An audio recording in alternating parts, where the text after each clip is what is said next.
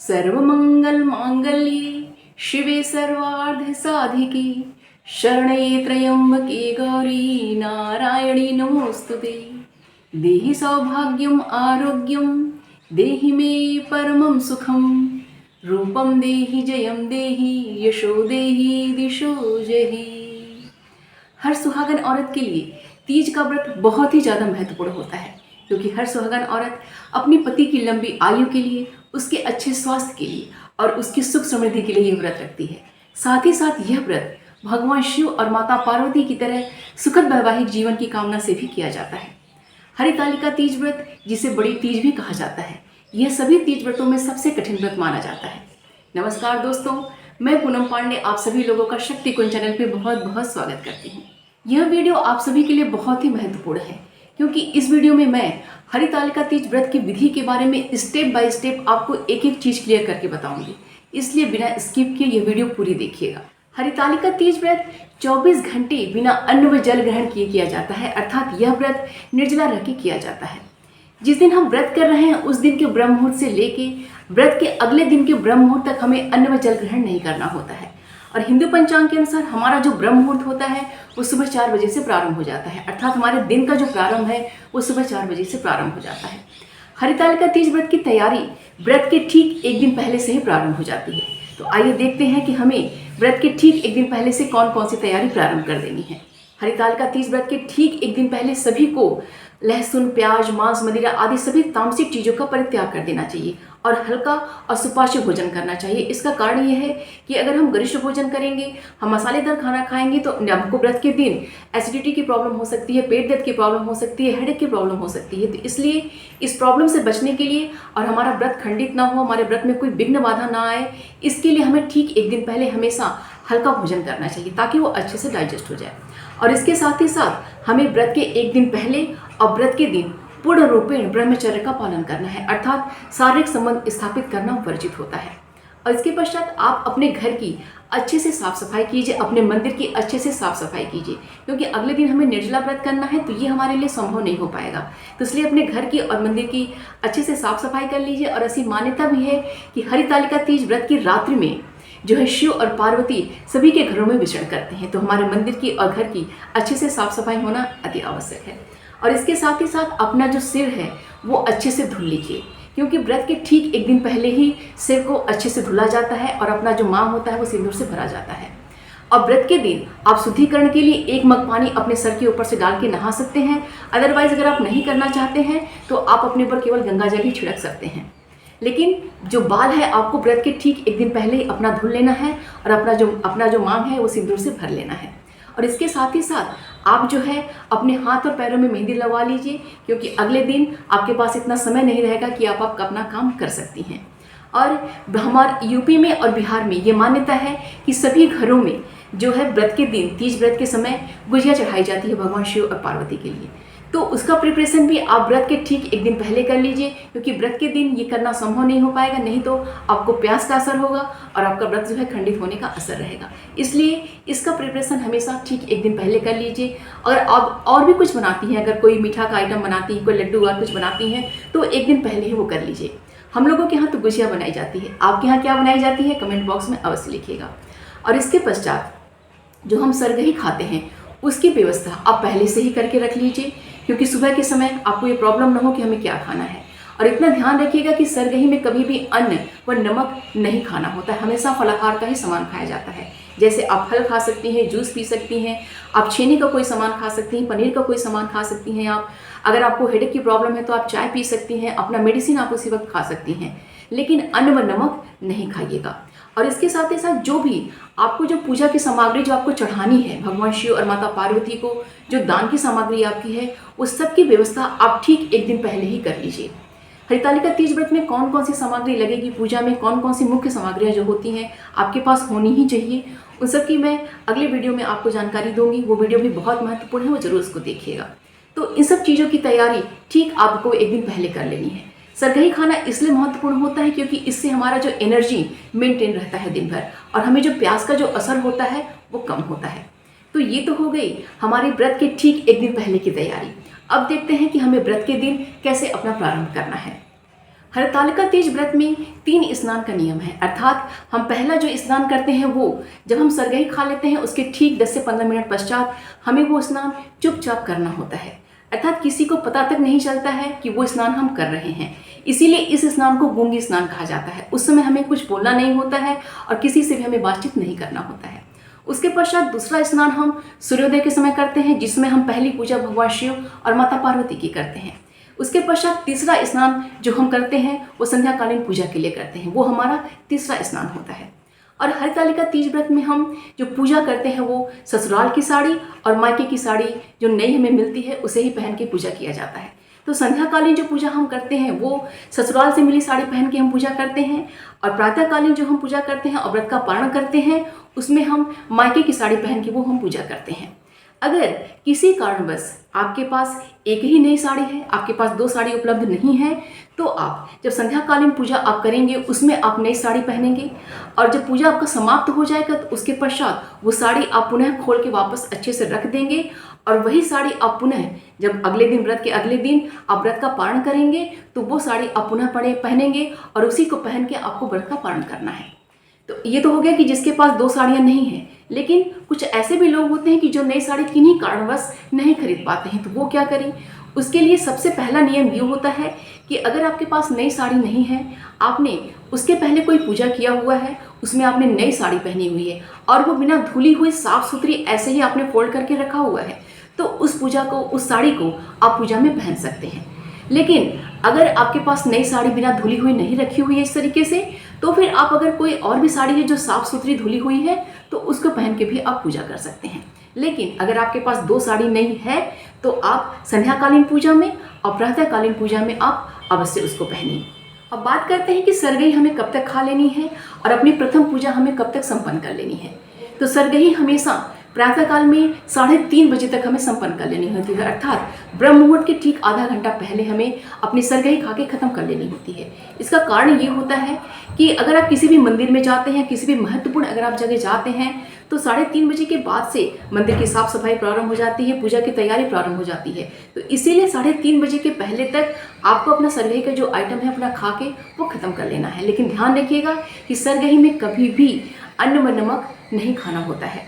इसका कारण ये होता है कि अगर आप अन्न व नमक ग्रहण करते हैं तो आपको अगले दिन निर्जला व्रत करना है, तो आपको इतना ज़्यादा प्यास लगेगा कि आपसे व्रत करना आपके लिए संभव नहीं हो पाएगा। इसीलिए अन्न व नमक वर्जित होता है। आपको केवल फलाहार का आइटम खाने के लिए बोला जाता है। आपको अगर हेडेक की प्रॉब्लम है तो आप चाय पी सकते हैं, अपनी मेडिसिन आप खा सकते हैं, आप अपना केला खा सकते हैं और भी कोई फल खा सकते हैं, आप छेना का आइटम खा सकते हैं, जूस पी सकते हैं, जो भी आप फलाहार खा सकते हैं आप, लेकिन अन्न व नमक बिल्कुल मत खाइएगा। और उसके पश्चात आप 4 बजे तक अपना गूंगी अर्थात प्रथम स्नान कर लीजिए। उसके पश्चात आप रेस्ट कीजिए या फिर अपना कार्य करना है तो आप कार्य कीजिए। उसके पश्चात आप सूर्योदय होने तक, जब इसमें होने वाले हैं उस समय उठिए और अपना पहला स्नान आप कीजिए। वो स्नान करने के पश्चात सूर्यदेव को अर्घ्य दीजिए, तुलसी माँ को अपना दीप पूजा कीजिए आप। उसके पश्चात आपने जो घर में शिवलिंग रखा हुआ है उनका अपंचामृत से अभिषेक कीजिए, उनका अभिषेक कीजिए। अगर आपके अगल बगल कोई मंदिर है तो आप वहाँ भी जाके भगवान शिव का जलाभिषेक कर सकते हैं, क्योंकि ये पहली पूजा आपकी सबसे महत्वपूर्ण होती है, क्योंकि यहीं पे आपका व्रत का संकल्प प्रारंभ होता है। और पूजन करते समय आप व्रत का संकल्प लीजिए कि ये व्रत जो है निर्जला का व्रत है, आप अपने पति के लिए कर रही हैं। ये व्रत अच्छे से बिना विघ्न बाधा के पूर्ण हो और इस व्रत का जो फल है आपके पति को प्राप्त हो, और ये व्रत जो बिना विघ्न बाधा के पूर्ण हो। तो ये प्रथम पूजा जो होती है बहुत ही महत्वपूर्ण होती है। आप अपने घर में रखे शिवलिंग का भी अभिषेक कीजिए। अगर आपके अगल बगल मंदिर है तो आप वहाँ भी जाके इसका अभिषेक कर सकते हैं। तो ये तो हो गई। उसके पश्चात आप जो है अपना प्रथम पूजन के पश्चात आप जो अपना है घर का कोई भी अपना दैनिक कार्य है तो आप अपना दैनिक कार्य कीजिए, क्योंकि सभी के घर में बच्चे हैं, अब सास ससुर हैं, सभी के घर में सदस्य लोग हैं, तो उनसे संबंधित जो भी आपका कार्य है वो कार्य कीजिए। लेकिन बस ध्यान रखिएगा कि कोई बड़ा कार्य, ऐसा मेहनत का कार्य मत करिएगा जिससे आपको प्यास का असर हो। तो ये तो हो गई हमारी प्रथम पूजा तक। अब उसके पश्चात हम बात करते हैं कि संध्याकालीन पूजा हमें कब तक प्रारंभ कर देनी है और किस तरह से हमें करनी है। अब बात करते हैं संध्याकालीन पूजा का। तो संध्याकालीन पूजा के लिए हमेशा ही 4 बजे तक अपनी पूरी प्रिपरेशन आप कर लीजिए, और जिस भी जगह पे आपको पूजा करना है, अपने भगवान शिव माता पार्वती के लिए चौकी रखनी है, उस जगह को बिल्कुल साफ सुथरा करके बिल्कुल शुद्ध कर दीजिए। और जितनी जगह पे चौकी आपको जिस जगह पे रखनी है, चौकी का जितना भी एरिया है उस जगह को आप अगर आपसे संभव हो पाता है तो गोबर, गाय का गोबर लेके अवश्य उसको शुद्ध कीजिए, क्योंकि शुद्धिकरण के लिए गाय का गोबर बहुत ही पवित्र माना जाता है। तो उतने एरिया में जहाँ पे आपने चौकी रखी है, उतने एरिया में आप गाय का हल्का सा गोबर उसका लेपन कीजिए, और जहाँ पे आपको चौकी रखनी है उस जगह पे हमेशा ही चौक पूरिए। हम लोगों के यहाँ इसको चौक पूरना बोलते हैं और ये बहुत ही शुभ माना जाता है। आपके यहाँ इसे क्या बोलते हैं कमेंट बॉक्स में अवश्य बताइएगा। तो चौक पूरिए, और चौक पूरने का जो कार्य होता है वो गेहूं के आटे से और चावल के आटे से किया जाता है, क्योंकि ये बहुत ही दोनों शुभ माना जाता है। चौक पूरने के पश्चात वहाँ पे चौकी अपनी स्थापित कीजिए, और चौकी पे हमेशा शुभता के लिए लाल और पीला कपड़ा ही बिछाया जाता है। ज़्यादातर लोग प्रेफर करते हैं लाल रंग का बिछाना, तो लाल और पीला में कोई भी कपड़ा आप बिछा सकते हैं। तो चौकी पर हमेशा लाल और पीला कोई एक कपड़ा आप बिछा लीजिए। उसके पश्चात भगवान शिव, माता पार्वती के लिए मंडप तैयार कीजिए। आप जो चौकी आपने रखी है उसके पूरा किनारे तरफ अपना मंडप आप तैयार कीजिए, और मंडप में हमेशा केले का पत्ता अवश्य प्रयोग कीजिए, क्योंकि केले का जो पत्ता होता है वो बहुत ही शुभ माना जाता है। तो केले का पत्ता प्रयोग कीजिए आप, आम के पत्ते का प्रयोग कीजिए आप, अशोक के पत्ते का प्रयोग कीजिए, रंगीन दुपट्टों का प्रयोग कीजिए। कहने का तात्पर्य है कि जो आपसे संभव हो पाता है, जितनी क्रिएटिविटी आपके अंदर है वो सारा आप निकालिए। तो जितना क्रिएटिविटी आपसे हो सकती है, जितना अच्छा मंडप आप तैयार कर सकते हैं, वो अपना मंडप आप तैयार कर लीजिए। चौकी रखने के पश्चात अपना मंडप आप तैयार कर लीजिए, और उसके पश्चात आप स्वयं भी तैयार हो जाइए, बिल्कुल सज धज के। कैसे तैयार होना है? जैसे हम लोग की जब शादी होती है तो जो हमारी विदाई होती है, तो कैसे हमें सजा धजा के एकदम विदाई हमारी की जाती है, ठीक वैसे ही तैयार होते हैं। हम लोगों के इधर तो बूढ़ी जो औरतें होती हैं वो लोग इतने अच्छे से सजती हैं, तैयार होती हैं कि देख के लगता है कि वाह क्या बात है। तो आप भी खूब अच्छे से तैयार होइए, अपना पायल बिछिए, आपने जितना श्रृंगार के लिए सामग्री आपने रखी हुई है, रखा हुआ है, और अपना जो शादी का जो मांग टीका और नथ होता है वो पहनना बिल्कुल मत भूलिएगा। और अपना मांग जो होता है वो हमेशा जो आपकी जो शादी का सोहगेला होता है उससे ही हमेशा अपना मांग भरिएगा। और पूजा के स्थान पे हमेशा ध्यान रखिएगा कि जब आप पूजा के लिए बैठेंगे तैयार होकर बिल्कुल सज धज के, तो पूजा की जगह पे हमेशा अपना सोहगेला लेके अवश्य बैठिएगा। जब भी हम सुहाग का कोई भी पूजा पाठ करते हैं या कोई भी हम शुभता का कार्य करते हैं तो हमारा सोहगेला हमेशा हमारे पास होना चाहिए। और पूजा के दिन हमेशा अपना मांग जो है, जिस सिंदूर से हमारा होता है शादी, अगर आपके इधर शादी लाल सिंदूर से होती है तो आप लाल सिंदूर से अपना मांग भरेंगी, अगर पीले सिंदूर से आपका होता है शादी तो आप अपना उस सिंदूर से मांग भरेंगी। ऐसा ना हो कि आपकी शादी पीले सिंदूर से हुई है और आप फैशन में दिखाने के लिए आप लाल सिंदूर मांग भरिए, बिल्कुल नहीं। इस दिन हमेशा ही अपने सोहगेला से अपना मांग भरना चाहिए। तो अपना सोहगेला लेके ही पूजा के स्थान पर बैठिए आप। जब हम सज धज के तैयार हो के अपना सोहगेला लेके पूजा स्थल पे जब हम बैठ जाते हैं तो सबसे पहले हमें जो हमने मूर्ति लाई हुई है, काली मिट्टी की जो मूर्ति है भगवान शिव, माता पार्वती और गणेश की, उसकी स्थापना करेंगे। क्योंकि व्रत के ठीक 1-2 दिन पहले से ही मार्केट में हर जगह भरी पड़ी रहती है, तो आप उसे खरीद के ले आइए और उनकी पूजा कीजिए। लेकिन अगर ये आपके पास संभव नहीं है, अगर आप स्वयं से बनाना चाहते हैं तो आप इसको बना भी सकते हैं। अगर ये संभव नहीं है, मूर्ति आप किसी कारणवश नहीं ला पाते हैं, तो आप भगवान शिव, माता पार्वती की फोटो रख के भी आप पूजा कर सकते हैं। वहाँ पे आपने जो घर में अपने शिवलिंग रखा है उनको भी रख के आप पूजा कर सकते हैं। लेकिन ये आपका विकल्प हो गया। लेकिन पहला जो प्रेफरेंस है वो आपको काली मिट्टी की भगवान शिव, माता पार्वती और गणेश की मूर्ति की ही पूजा करने का इसमें नियम है। तो उन्हें स्थापित कीजिए। उसके पश्चात आप अखंड दीप प्रज्वलित कीजिए। उसके पश्चात आप कलश की स्थापना कीजिए। कलश की स्थापना आप करेंगे तो अखंड दीप आपका तब तक जलना चाहिए जब तक वहाँ पे कलश स्थापित है, अर्थात वो आपका अखंड दीप पूरी रात्रि आपका जलना चाहिए। जब आप विसर्जन करेंगे तभी वो दीपक वहाँ से हटेगा, तब तक वो आपका दीपक जलना चाहिए। उसके पश्चात जब आपने मूर्ति स्थापित कर ली, आपने अखंड दीपक जला लिया, आपने कलश की स्थापना कर ली, उसके पश्चात आपने जो भी सामग्री अपने पास रखी है, दान की सामग्री और खुद के लिए सुहाग की जो सामग्री आपने रखी हुई है, सब भगवान शिव और माता पार्वती को स्टेप बाय स्टेप अर्पित कीजिए। ये पूजा आप पंचोपचार विधि से भी कर सकते हैं और षोडशोपचार विधि से भी कर सकते हैं। जो आपको आसान विधि आती है, जैसे आपको आती है, स्टेप बाय स्टेप आप नहीं पूजा कीजिए। लेकिन हाँ, एक चीज़ ध्यान रखिएगा कि बहुत लोगों को मैंने गलती करते हुए देखा है कि जो हम मूर्ति ला के रखते हैं उसी के ऊपर लोग दूध से नहला देते हैं, दही से नहला देते हैं। ऐसा नहीं करना होता है। केवल मूर्ति पे जल छिड़का जाता है और जो भी आपको पंचामृत आपका है, अगर आपका दुग्ध है, आपका दही है, जो भी आपको स्नान कराना है, उनको आप सामने एक खाली प्लेट रखिए और उनको दिखा के, इसे घुमा के आप उस प्लेट में गिराइए। ये तरीका होता है। कभी भी मूर्ति के ऊपर इस तरीके से वहाँ पे उनके ऊपर दूध दही नहीं डाला जाता है, बस केवल जल छिड़का जाता है। उसके पश्चात जो भी आपने सामग्री इकट्ठी की है, फल फूल मिठाई जो भी आपने सब रखा हुआ है भगवान शिव और माता की, उनको अर्पित कीजिए। लगातार नमः शिवाय मंत्र का जाप करते रहिए।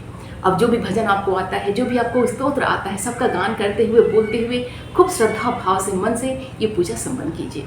उसके पश्चात आप कथा का श्रवण कीजिए। हरतालिका तीज व्रत का कथा मेरे ख्याल से उसकी बुक हर किसी के पास होगी जो ये व्रत करता है। जिसके पास नहीं है उस किताब को आप अवश्य खरीद लीजिए, वो कथा का श्रवण कीजिए।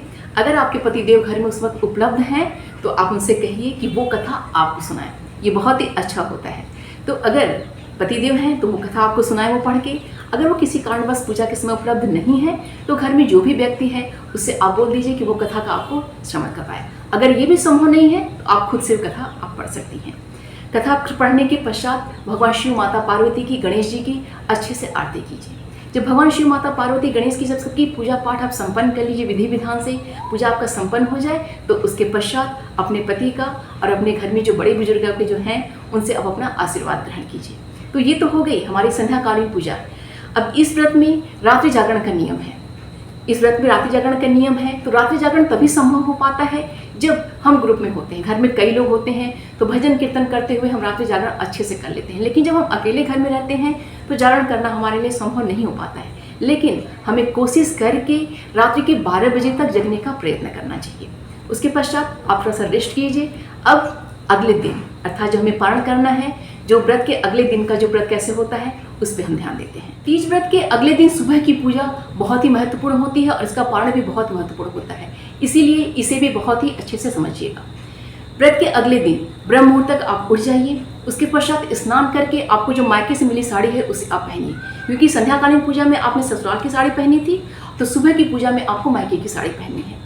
उसके पश्चात जो आपने चौकी स्थापित की है वहाँ पे जाइए और भगवान शिव माता पार्वती को जो आपने माला चढ़ाया हुआ है, बेलपत्र वगैरह आपने चढ़ाया हुआ है, वो सब निर्माल्य हो चुका है तो उसे वहाँ से हटाइए और ताजे उन्हें फूल चढ़ाइए और उन्हें पत्र वगैरह चढ़ाइए। उसके पश्चात उनकी आरती कीजिए। तो आरती करने के पश्चात इसमें नियम है कि प्रातः काल में 5 कहानियाँ सुनी जाती हैं। तो पहले के समय में एक लोग इकट्ठे होकर पूजा करते थे, घर में बड़े बुजुर्ग रहते थे तो 5 कहानियाँ हमें सुनाते थे। तो आज के समय में लोग अकेले रह रहे हैं तो 5 कहानियाँ सुनना संभव नहीं हो पाता है। अगर आपको ये कर सकती हैं तो अवश्य कीजिए कि 5 कहानियाँ आप सुनिए। लेकिन अगर ये संभव नहीं हो पाता है तो कोई बात नहीं, फिर आप आरती कीजिए।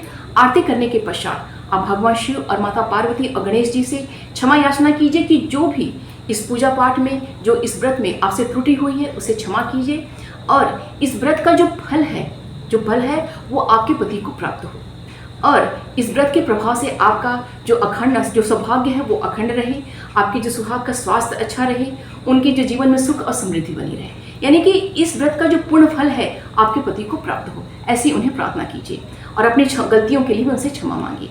इतना करने के पश्चात आपने जो माता पार्वती को सिंदूर चढ़ाया हुआ है उस सिंदूर में से थोड़ा सा सिंदूर लेके आप जो सोगैला लेके बैठी थी पूजा के समय संध्याकालीन में, उस सोगैला में आप थोड़ा सा सिंदूर डाल लीजिए और थोड़ा सिंदूर लेके आप अपने मांग में भर लीजिए, क्योंकि माता पार्वती को अखंड सौभाग्यवती का आशीर्वाद प्राप्त है। तो वो सिंदूर आप प्रसाद के स्वरूप में अपने सोहगैला में डालेंगे और अपने मांग में भी भरेंगे। उसके पश्चात आपने जो माता पार्वती को बिछिया चढ़ाया हुआ है वो भी आप लीजिए और उसे आप पहन लीजिए। ये जो सिंदूर का काम और बिछिया का काम जो होता है ये बहुत ही महत्वपूर्ण काम होता है। बहुत लोग इसे नहीं करते हैं, लेकिन आप ध्यानपूर्वक, अगर नहीं करती हैं तो ध्यानपूर्वक ये काम कीजिएगा। उसके पश्चात जो आपने माता पार्वती और शिव जी को चढ़ाया हुआ है चना, वहाँ से 5 चने का दाना उठा के अपने पास रख लीजिए। इसका क्या करना है मैं आगे आपको बताऊंगी।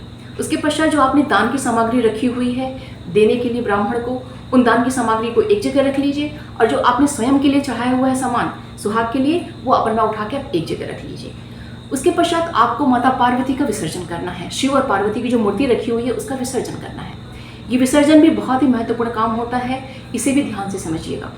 विसर्जन के समय कभी भी ऐसा मत करिएगा कि जो माता पार्वती को आपने कपड़ा पहनाया हुआ है वो आप हटा लीजिए, माता पार्वती को जो आपने सिंदूर चढ़ाया हुआ है वो आप हटा लीजिए। माता पार्वती को सिंदूर आपको अलग से चढ़ाना है, वो आप उसके साथ और उनकी जो चुनरी है पहनी हुई है आपने उसके साथ आपको विसर्जित करना है, क्योंकि माता पार्वती सुहागन है तो उन्हें चुनरी और सिंदूर के संग ही विसर्जित कीजिएगा। ये बहुत ही महत्वपूर्ण स्टेप होता है। विसर्जन जब आप कर लेंगे, आप माता पार्वती के अच्छे के संग विसर्जन कर लीजिए। करने के पश्चात जो आपने ब्राह्मण को दान देने की सामग्री रखी हुई है श्रृंगार की, उसमें अन्न का सामान आप रखिए, खाने पीने की जो वस्तुएं हैं आप उसमें रखिए, दक्षिणा आप उसमें रखिए और ब्राह्मण को दान कर दीजिए। जब आप दान का कार्य कर लेंगे तो उसके पश्चात जो आपने 5 चने के दाने रखे हुए हैं उसे आपको जल के संग ग्रहण करना है। ध्यान रखिएगा कि चना जो है उसे चबा के नहीं खाना है, उसे पानी के संग निगलना होता है। तो एक संग तो संभव नहीं है कि 5 चना आप निगल जाइए, तो एक एक दाना करके आप पानी के संग निगलिए और वो 5 दाना आपको निगल जाना है। ये आपका व्रत का पारण है, पहला पारण आपका यहाँ पे हो जाता है। उसके पश्चात जो आपने प्रसाद चढ़ाया हुआ है उसे घर के लोगों में वितरण कीजिए और वो प्रसाद जो है आप ग्रहण कीजिए। उसके पश्चात जो आपके खाने की इच्छा रही ये आप खा सकती हैं। तो पहला पारण जो आपको है वो चने के संग करना है। उसके पश्चात जो आपने जो चढ़ाया हुआ प्रसाद है उसको आप ग्रहण कीजिए। तो इस तरीके से आपका जो है हरितालिका तीज का जो व्रत है आपका पूर्ण हो गया।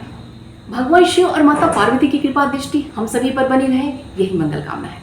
हरितालिका तीज व्रत की आप सभी लोगों को बहुत बहुत शुभकामनाएं। उम्मीद करती हूँ कि यह वीडियो आप सभी के लिए बहुत ही उपयोगी साबित होगा। वीडियो पसंद आए तो प्लीज़ इसे लाइक कीजिए, शेयर कीजिए अपने दोस्तों और रिश्तेदारों के संग। और मेरे चैनल को अगर आपने अभी तक सब्सक्राइब नहीं किया है तो प्लीज़ इसको सब्सक्राइब कर लीजिए और नोटिफिकेशन का बेल जरूर ऑन कीजिएगा। इससे जो भी मैं नए वीडियो अपलोड करूँगी उसका नोटिफिकेशन, उसका मैसेज सबसे पहले आप तक पहुँचेगा। मिलते हैं अगली वीडियो में। अपना और अपनों का ख्याल रखिएगा। नमस्कार।